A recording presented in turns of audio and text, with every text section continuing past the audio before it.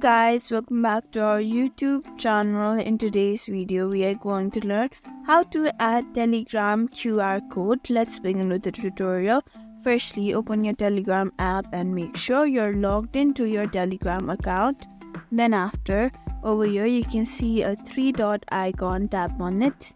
There you can see the options of settings. Tap on it. Over there at the top right corner you can see a QR search or magnifying glass and three-dot. Tap on this four box icon or QR icon.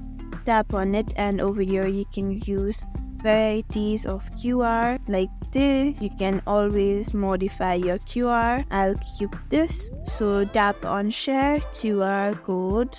Then after that, like that, you can add Telegram QR codes like that.